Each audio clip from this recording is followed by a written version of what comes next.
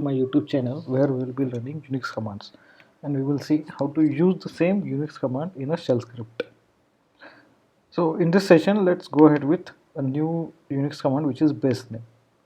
So this command will return the file name, or it will return the directory portion whatever has been provided to this basename. So let's move to the terminal and see how exactly our basename command executes. So first we will go to man basename. So it returns the file name or directory portion of the path name. So this is the documentation of basename. Now you can go through the same one. We will directly move on to the hands-on. So let's see where we are. We are onto our path. We will see what are the files available with us. Now I will first execute pwd command, and we will see how that path name we will receive. Sometimes there are applications which will create the output, and it will store the output in a file name. The final thing whatever we will receive, it may be in terms of this, like this is just example, like this way.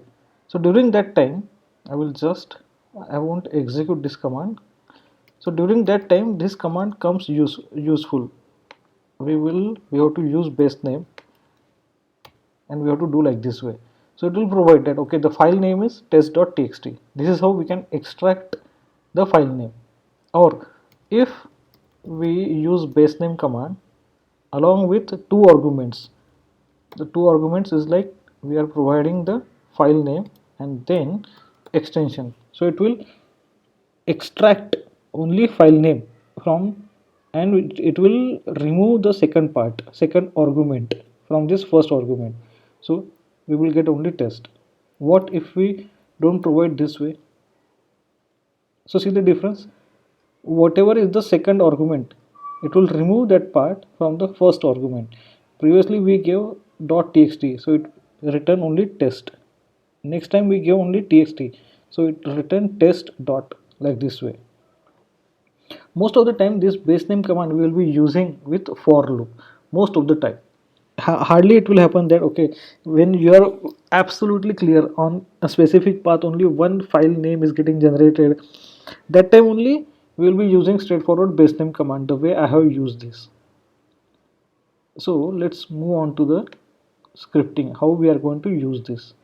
So I have created a very simple script. Of course this one I will not recommend to use this in your actual production script. This will be absolutely different. The production scenario will be absolutely different, but this is for your understanding purpose. So I have created two directories, and I have created two extensions. One is .txt and one is .doc. Now what exactly I am doing, I am moving to cd path1, means on this directory, and then on that directory, on that path, I am executing for loop. So I am saying for file in, because previously we have seen how we have done the for loop and how execution happens. So we are checking whatever start.txt files are there, then use the basename command $file. So let's say let's move on to this first directory. So I will see ls-l cd directory 1, and I will do ls-l command. So as of now there are no text files.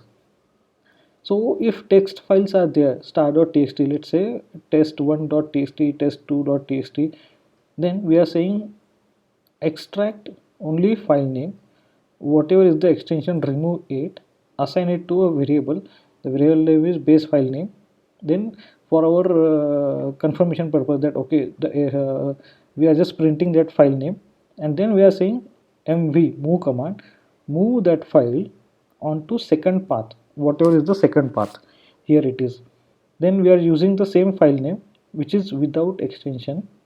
Then we are appending dmy, means this date format, and we are appending second extension. Of course if you want to go ahead with first, you can go ahead with first. If you want to go ahead with second, you can go ahead with second. But this is one example.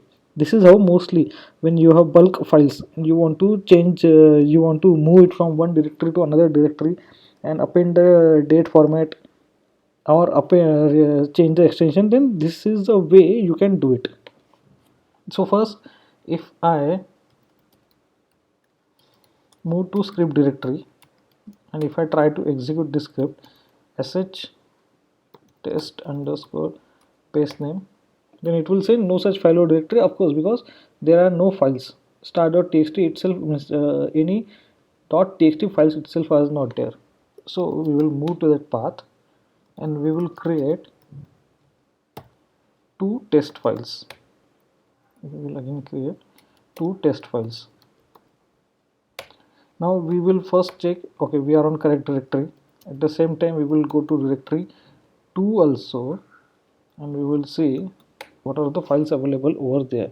So do we have test1 and test2.txt? No.